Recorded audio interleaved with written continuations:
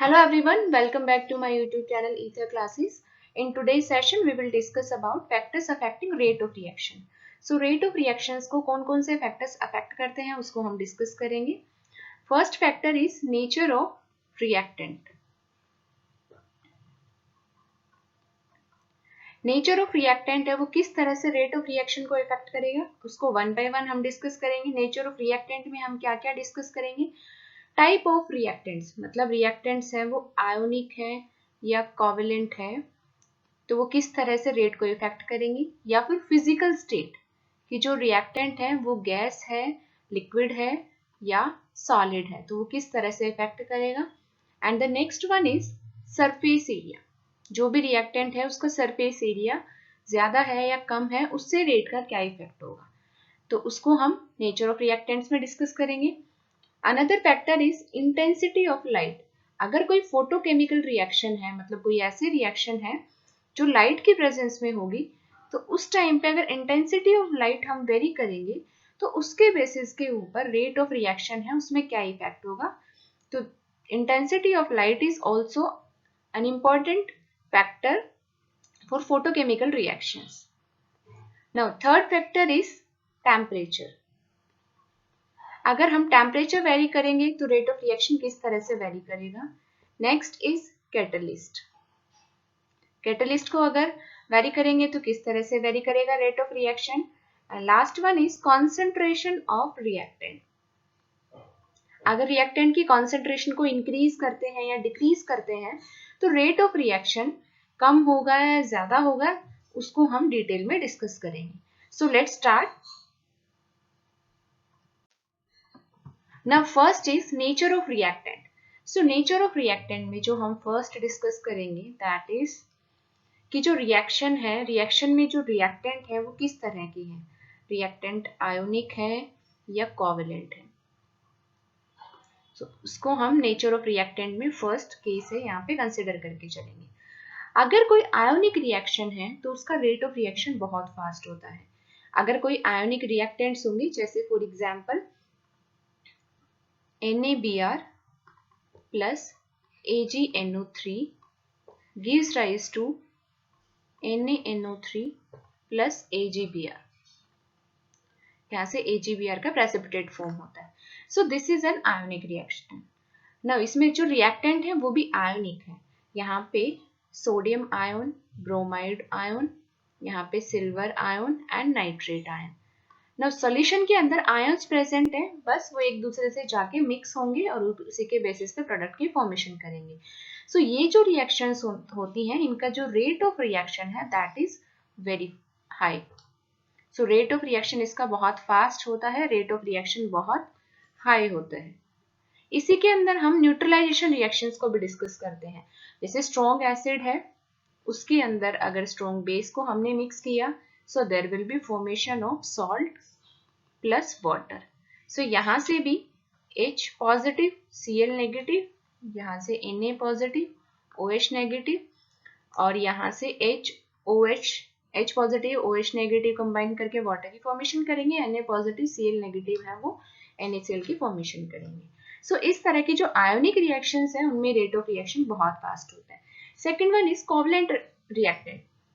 अगर reactant covalent है तो उसमें रेट ऑफ रिएक्शन किस तरह से इफेक्ट होगा.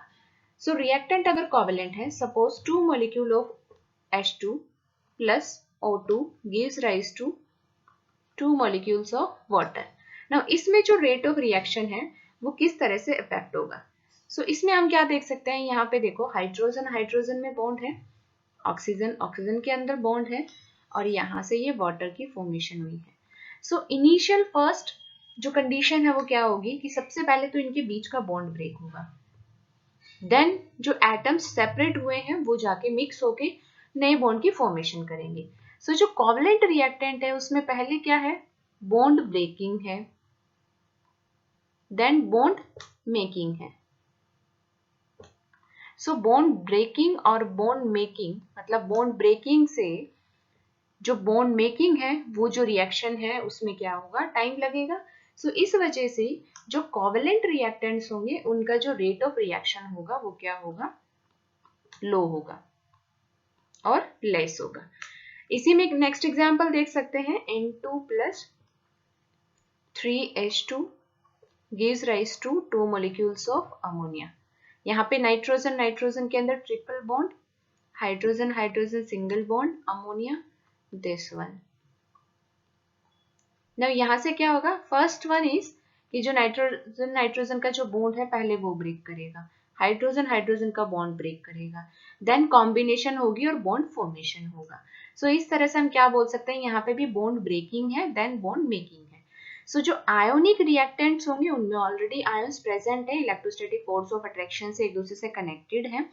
सो जिस तरह से जैसे ही सॉल्यूशन में आयंस है, NaBr के सॉल्यूशन में AgNO3 को ऐड करेंगे तुरंत रिएक्शन हो जाएगी. So rate of reaction fast हो जाएगा.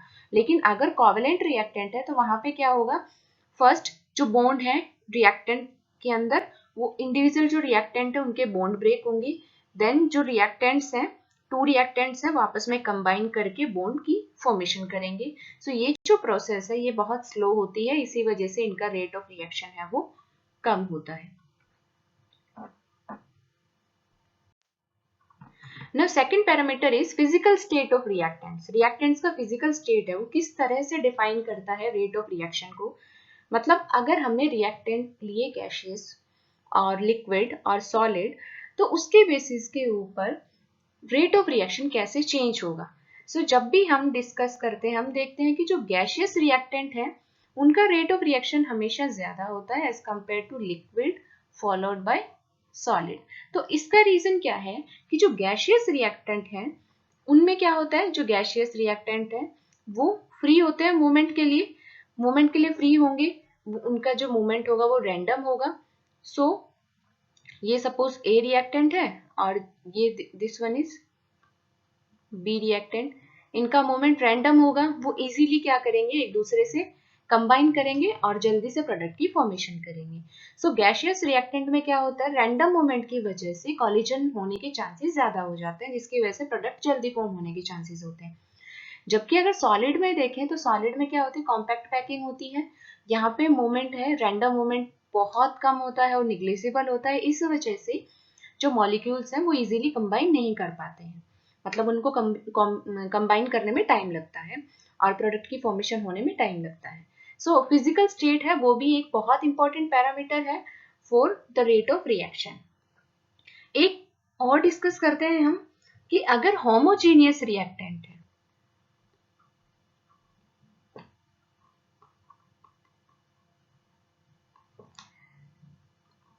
उनका रेट ऑफ रिएक्शन है that is more than heterogeneous reactant. अगर सेम तरह के रिएक्टेंट्स होंगे वो आपस में जल्दी कंबाइन करेंगे as compare to the heterogeneous reactants. So rate of reaction of homogeneous reactants is more than rate of reaction of heterogeneous reactant. Next is rate of reaction is directly proportional to stability of product. Stability of product. Or rate of reaction is inversely proportional to stability of reactant. मतलब अगर जो reactant है वो जितना कम stable होगा वो उतनी ही ज्यादा कोशिश करेगा प्रोडक्ट में कन्वर्ट होने की, तो रेट ऑफ रिएक्शन क्या हो जाएगा, फास्ट हो जाएगा. ऐसे ए रिएक्टेंट है, इसकी जितनी कम स्टेबिलिटी होगी वो उतना ही स्पीड अप होके और बी प्रोडक्ट में फॉर्म हो जाएगा. और second factor is stability of product. Product जितना ज्यादा स्टेबल होगा रिएक्टेंट उतना ही क्या करेगा, प्रोडक्ट में कन्वर्ट हो जाएगा. सो रेट ऑफ रिएक्शन क्या हो जाएगा, फास्ट हो जाएगा. सो रेट ऑफ रिएक्शन है वो स्टेबिलिटी ऑफ प्रोडक्ट या फिर स्टेबिलिटी ऑफ रिएक्टेंट के ऊपर भी डिपेंड करता है. Next is concentration of reactants. Reactants के कॉन्सेंट्रेशन को अगर हम चेंज करेंगे तो उससे रेट ऑफ रिएक्शन है वो क्या होगा, चेंज होगा. किस तरह से, जनरली इसमें भी हमने ऑब्जर्व किया है कि जैसे जैसे हमने रिएक्शन की कॉन्सेंट्रेशन है उसको चेंज किया है, मतलब इसमें क्या क्या पैरामीटर हो सकते हैं. फर्स्ट, अगर रिएक्शन की कॉन्सेंट्रेशन है, रिएक्टेंट्स की कॉन्सेंट्रेशन है वो इंक्रीज की है, सो रेट है वो इंक्रीज करेगा. जनरली ये होता है, लेकिन इसके अलावा और भी पैरामीटर्स है जो हमने देखे हैं। वो क्या है कि रिएक्टेंट्स की कॉन्सेंट्रेशन अगर इंक्रीज की है तो बहुत बार क्या होता है, जो रेट ऑफ रिएक्शन है वो क्या कर जाता है, डिक्रीज कर जाता है। ये जो रेट ऑफ रिएक्शन है और कॉन्सेंट्रेशन का जो डिपेंडेंस है, इसको हम मेनली रेट लॉ से डिस्कस करते हैं। अगर हमारे पास में रेट लॉ अवेलेबल हो तो हम इजीली बता सकते हैं कि कॉन्सेंट्रेशन बढ़ाने से या घटाने से किस तरह से रेट ऑफ रिएक्शन है वो चेंज होगा। नेक्स्ट इज, बहुत बार क्या होता है कि जो रेट ऑफ रिएक्शन है वो अनअफेक्टेड रहते हैं, मतलब रिएक्टेंट की कॉन्सेंट्रेशन हमने इंक्रीज की but there will be no effect on rate of reaction. तो बहुत बार क्या होता है, कुछ रिएक्शंस ऐसी होती हैं जिनमें रेट ऑफ रिएक्शन है वो क्या हो जाता है, अनअफेक्टेड होता है by the change in concentration. उसके अलावा एक और भी डिस्कस करते हैं कि जो रेट ऑफ रिएक्शन है, अगर रिएक्टेंट्स की कॉन्सेंट्रेशन हमने इंक्रीज की सो क्या होगा, जो रेट ऑफ रिएक्शन है वो बहुत बार क्या होता है, प्रोडक्ट की कॉन्सेंट्रेशन पे भी डिपेंड करता है। अभी तक हमने क्या देखा है, रिएक्टेंट की कॉन्सेंट्रेशन बढ़ाई तो बढ़ गया, रिएक्टेंट की कॉन्सेंट्रेशन बढ़ाई तो बहुत बार घट गया, रिएक्टेंट्स की कॉन्सेंट्रेशन इंक्रीज करी बट कुछ इफेक्ट नहीं हुआ। ये जो केस है स्पेशल केस है। अगर हमने प्रोडक्ट की कॉन्सेंट्रेशन, मतलब जो रेट ऑफ रिएक्शन है वो क्या कर रहा है, प्रोडक्ट की कॉन्सेंट्रेशन पे भी डिपेंड करता है। तो अगर प्रोडक्ट की कॉन्सेंट्रेशन थोड़ी बहुत चेंज की तो उससे रेट ऑफ रिएक्शन किस तरह से डिफर करेगा वो हम देख सकते हैं। इसका एक स्पेशल केस है, ozone, O3 is converted into O2। सो ये जो रिएक्शन है इसके अंदर जब रेट लॉ हम लिखते हैं तो वहां से हम क्या देखते हैं कि जो रेट लॉ के अंदर कि जो रिएक्टेंट की कॉन्सेंट्रेशन है इसी के साथ साथ जो प्रोडक्ट है, मतलब जो O2 है, इसकी कॉन्सेंट्रेशन के ऊपर भी रेट ऑफ रिएक्शन डिपेंड करते हैं। मतलब अगर हमने O2 की कॉन्सेंट्रेशन को भी वेरी किया तो उससे भी रेट ऑफ रिएक्शन है वो क्या हो जाएगा, चेंज हो जाएगा। सो जो कॉन्सेंट्रेशन ऑफ रिएक्टेंट्स है इसको हम डिटेल में rate law and order of reaction जब डिस्कस करेंगे उसके अंदर इसको डिटेल में हम स्टडी करेंगे। Next one is surface area of reactant, मतलब रिएक्टेंट है उसका सरफेस एरिया अगर वेरी करेंगे तो उससे रेट ऑफ रिएक्शन के ऊपर क्या इफेक्ट होगा। सो मेनली क्या होता है कि जो रिएक्टेंट है उसका जो सरफेस एरिया है that is directly proportional to rate of reaction. मतलब कोई भी रिएक्टेंट है उसका जितना ज्यादा सरफेस एरिया होगा उतना ही ज्यादा रेट ऑफ रिएक्शन होगा। इसके लिए हम एक एग्जांपल ले सकते हैं कि अगर हमें वाटर के अंदर शुगर डिसॉल्व करनी है, शुगर को टू फॉर्म्स में ले सकते हैं। एक शुगर है उसको हमने क्यूबिक फॉर्म में लिया है और second one is powdered form में लिया है।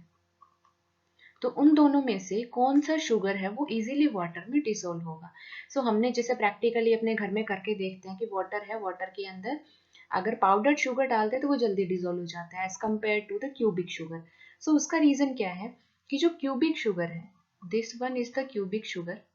सो यहाँ पे क्या होता है कि जो वाटर के मॉलिक्यूल्स हैं वो इस क्यूबिक शुगर है, जो एक क्यूब बना हुआ है, इस क्यूब के जो आउटर मोस्ट क्यूब के अंदर जो आउटर मोस्ट शुगर के पार्टिकल्स है सिर्फ उन्हीं से इंटरेक्ट कर जाते हैं, जबकि जो मिडल में जो पार्टिकल्स है उनसे उनका इंटरेक्शन प्रॉपरली नहीं हो पाता है। इसी वजह से जो रेट ऑफ रिएक्शन है वो क्या होता है, स्लो होता है। जबकि अगर पाउडर्ड शुगर होगा तो उसमें क्या होगा कि सरफेस एरिया ज्यादा होगा। सरफेस एरिया ज्यादा होने की वजह से क्या होता है कि जो पाउडर्ड शुगर के अंदर जो शुगर के मॉलिक्यूल्स हैं वो इजीली वाटर के साथ में इंटरेक्शन कर पाते हैं।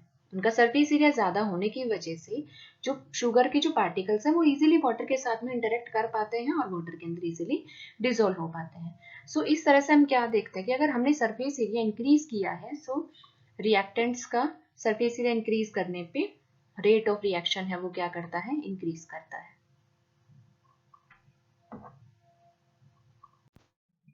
Next is intensity of light. So intensity of light जो कॉन्सेप्ट है this is applicable only for photochemical reaction, मतलब वो रिएक्शन जो लाइट के प्रेजेंस में होती हैं उन रिएक्शंस के अंदर ही हम इंटेंसिटी का फैक्टर है वो कंसिडर करेंगे, और जो रिएक्शन लाइट के प्रेजेंस में नहीं होती उसमें इंटेंसिटी का कोई रोल नहीं होगा। नाउ इंटेंसिटी ऑफ लाइट है जो फोटोकेमिकल रिएक्शंस होंगी, उसमें इंटेंसिटी ऑफ लाइट है उसको हम जितना इंक्रीज करेंगे उससे क्या होगा, नंबर ऑफ फोटोन्स इंक्रीज होंगे, और नंबर ऑफ फोटोन्स इंक्रीज करेंगे मतलब जो रेट ऑफ रिएक्शन है वो क्या करेगा, इंक्रीज करेगा। जैसे फॉर एग्जांपल हम एक फोटोकेमिकल रिएक्शन ले लेते हैं, जैसे H2 gas that is convert reacted with Cl2 gas in presence of light that is H nu, there will be formation of 2 molecules of HCl. So यहाँ पे जो H nu है, जो फोटोकेमिकल रिएक्शंस है उनका जो रिप्रेजेंट करने का सिंबल है, सो H nu है वो किसको रिप्रेजेंट करता है, लाइट को या फिर फोटोन की एनर्जी को। ठीक है, तो अगर हमने इंटेंसिटी ऑफ लाइट है उसको इंक्रीज कर दिया, फोटोन्स इंक्रीज करेंगे और रेट ऑफ रिएक्शन इंक्रीज करेगा। अब इंटेंसिटी ऑफ लाइट को हम समझने के लिए ये कर सकते हैं कि कोई भी रिएक्शन है वो हमने सपोज लाइट प्रोवाइड की in the form of bulb, bulb से हमने लाइट प्रोवाइड की है। एक हमने लिया 60 वॉट का बल्ब और एक हमने लिया 100 वॉट का बल्ब। सो 100 वॉट का बल्ब है उसकी इंटेंसिटी ज्यादा है as compare to 60 watt bulb. So 100 watt का जो बल्ब होगा उसकी इंटेंसिटी ज्यादा होगी, मतलब नंबर ऑफ फोटोन ज्यादा प्रोवाइड करेगा वो, और उससे रेट ऑफ रिएक्शन है वो इंक्रीज करेगा। Next one is catalyst. So catalyst क्या होता है, कैटलिस्ट रिएक्शन को स्पीड अप करता है या रिएक्शन की स्पीड को डिक्रीज करता है। हम यहाँ पे सिर्फ पॉजिटिव कैटलिस्ट के बारे में डिस्कस करेंगे जो किसी भी रिएक्शन की स्पीड को स्पीड अप करता है। सो कैटलिस्ट क्या होता है, कैटलिस्ट वो केमिकल सब्सटेंस होता है which alters the rate of chemical reaction without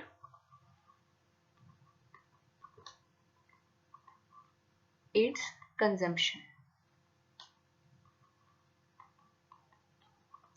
so catalyst है वो क्या करेगा, किसी भी केमिकल रिएक्शन है उसके रेट को अल्टर करेगा। अल्टर करना मतलब रेट को या तो इंक्रीज करेगा या डिक्रीज करेगा। अगर रिएक्शन के रेट को इंक्रीज करता है तो उसको हम पॉजिटिव कैटलिस्ट बोल सकते हैं, रिएक्शन के रेट को डिक्रीज करता है उसको हम नेगेटिव कैटलिस्ट या पॉइजन भी बोल सकते हैं। यहाँ पे मेनली जो हम डिस्कस करेंगे वो सिर्फ पॉजिटिव कैटलिस्ट के बारे में डिस्कस करेंगे। सो कैटलिस्ट ऐसा क्या करता है, जैसे कोई भी रिएक्शन है, अगर कोई रिएक्टेंट है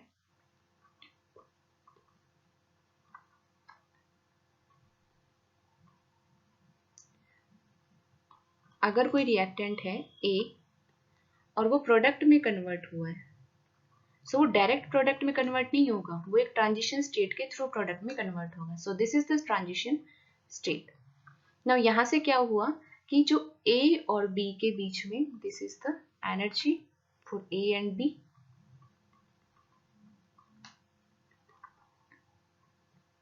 नाउ जो A रिएक्टेंट है उसको जो ट्रांजिशन स्टेट है, मतलब यहाँ तक पहुंचने के लिए कुछ एनर्जी की रिक्वायरमेंट होगी, this energy, the energy required by the reactant to the minimum amount of energy required by the reactant to gets converted into product is known as activation energy. ये जो एनर्जी है, ये जो energy barrier है यहाँ A से और transition state पे पहुंचने के लिए जो एनर्जी बैरियर है, जो एनर्जी रिक्वायरमेंट होगी, that energy is activation energy. ना जो कैटलिस्ट है वो क्या करता है, अगर विदाउट कैटलिस्ट की हमने रिएक्शन तो इस तरह से ये एक्टिवेशन एनर्जी हो गई, लेकिन अगर हमने कैटलिस्ट यूज किया, वो भी पॉजिटिव कैटलिस्ट यूज किया, तो वो क्या करेगा कि डिफरेंट पाथवे प्रोवाइड करेगा। मतलब इस तरह से रिएक्शन होगी, this is the another pathway, और अब देखो जो एक्टिवेशन एनर्जी है वो कितनी हो जाएगी, this one will be the activation energy. So यहाँ से हमने क्या देखा कि ई डैश है that is less than E, मतलब बहुत कम एनर्जी देके भी हम रिएक्टेंट को प्रोडक्ट में कन्वर्ट कर सकते हैं। सो जो कैटलिस्ट है वो क्या कर देता है, एक्टिवेशन एनर्जी है उसको डिक्रीज करेगा। एक्टिवेशन एनर्जी जैसे डिक्रीज करेगी, रिएक्टेंट है वो इजीली प्रोडक्ट में कन्वर्ट हो जाएगा। सो रेट ऑफ रिएक्शन है वो क्या हो जाएगा, इंक्रीज हो जाएगा। सो कैटलिस्ट क्या करता है, अल्टरनेटिव पाथवे प्रोवाइड करता है रिएक्टेंट से प्रोडक्ट में कन्वर्ट होने के लिए। And the second one is कि जो एक्टिवेशन एनर्जी है उसको कम करेगा इनिशियली विदाउट कैटलिस्ट। जो एक्टिवेशन एनर्जी है उसके कंपैरिजन में एक्टिवेशन एनर्जी जैसे ही कम होगी, रेट ऑफ रिएक्शन है वो क्या हो जाएगा, फास्ट हो जाएगा। इसका एग्जांपल हम देख सकते हैं, जैसे SO2 reacts with O2 gives rise to SO3। सो यहाँ पे जो NO है, NO क्या है, कैटलिस्ट है। जब इसकी रेट ऑफ रिएक्शन या फिर इसका जो रेट लॉ लिखेंगे उसके अंदर जो NO है उसका कंट्रीब्यूशन होता है। सो जो रेट ऑफ रिएक्शन है इसका वो डायरेक्टली प्रोपोर्शनल है NO की कॉन्सेंट्रेशन के ऊपर। मतलब अगर हमने इस कैटलिस्ट के कॉन्सेंट्रेशन को इंक्रीज या डिक्रीज किया तो वो क्या होगा, रेट ऑफ रिएक्शन है वो क्या करेगा, चेंज हो जाएगा। Next factor is temperature. अगर रिएक्शन है उसमें टेम्परेचर को इंक्रीज करते हैं या डिक्रीज करते हैं तो उससे रेट ऑफ रिएक्शन के ऊपर क्या इफेक्ट होगा। जनरली हम जो भी इक्वेशंस लेते हैं, जनरली जो भी रिएक्शंस लेते हैं उसमें हमने जनरली क्या ऑब्जर्व किया है कि अगर टेम्परेचर को इंक्रीज करते हैं सो रेट ऑफ रिएक्शन है वो इंक्रीज करता है। रीजन क्या है, टेम्परेचर इंक्रीज करेंगे, मॉलिक्यूल्स है उनकी काइनेटिक एनर्जी इंक्रीज करेगी। काइनेटिक एनर्जी इंक्रीज करेगी, उससे क्या होगा, मॉलिक्यूल्स है उनका बम्बार्डमेंट इंक्रीज करेगा। मतलब जो मॉलिक्यूल्स हैं उनका कॉलिजन इंक्रीज करेगा, मॉलिक्यूल इजीली एक दूसरे से कोलाइड कर पाएंगे और उसकी वजह से क्या होगा, जो रेट ऑफ रिएक्शन है दैट विल इंक्रीज। जो रिएक्टेंट है वो इजीली प्रोडक्ट में कन्वर्ट हो जाएंगे। सो जो जनरल हमने ऑब्जर्व किया है वो क्या है कि अगर टेम्परेचर इंक्रीज किया तो रेट ऑफ रिएक्शन है वो इंक्रीज करती है। अगर डेटा वाइज बात करें तो क्या बोल सकते हैं कि अगर 10 डिग्री टेम्परेचर हमने इंक्रीज किया है सो जो रेट ऑफ रिएक्शन है वो क्या हो जाएगा, 2 टाइम्स और 3 टाइम्स। मतलब अगर 10 डिग्री हमने टेम्परेचर है उसको राइज कर दिया है, जैसे 20 डिग्री था पहले और बाद में हमने 30 डिग्री कर दिया है टेम्परेचर, तो जो रेट ऑफ रिएक्शन है वो क्या हो जाएगा, या तो डबल हो जाएगा या ट्रिपल हो जाएगा। सो 2 टाइम्स टू 3 टाइम्स है वो क्या हो जाएगा, रेट ऑफ रिएक्शन हो जाएगा। ये जो टर्म है कि rate of reaction becomes 2 times, doubled और ट्रिपल, इसको हम किस में डिस्कस करेंगे, ये क्या होता है, टेम्परेचर कोएफिशिएंट होता है।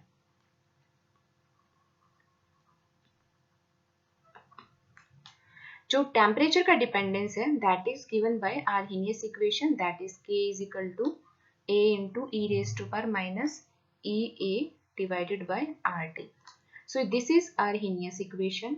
इसके ऊपर हम सेपरेट एक क्लास लेंगे, उसमें हम आर्हेनियस इक्वेशन है वो किस तरह से टेम्परेचर के ऊपर, मतलब टेम्परेचर का डिपेंडेंस एक्सप्लेन करती है, उसको हम डिटेल में डिस्कस करेंगे। तो जो टेम्परेचर का है वो जनरली हमें बस थोड़ा सा ये ध्यान रखना है, टेम्परेचर इंक्रीज करेंगे रेट ऑफ रिएक्शन इंक्रीज करेगा, उसका रीजन यहाँ पे ये एक्सप्लेन कर दिया है। बाकी कितना इंक्रीज करेगा कितना डिक्रीज करेगा वो हम किससे देखेंगे, आर्हेनियस इक्वेशन से डिटेल में डिस्कस करेंगे।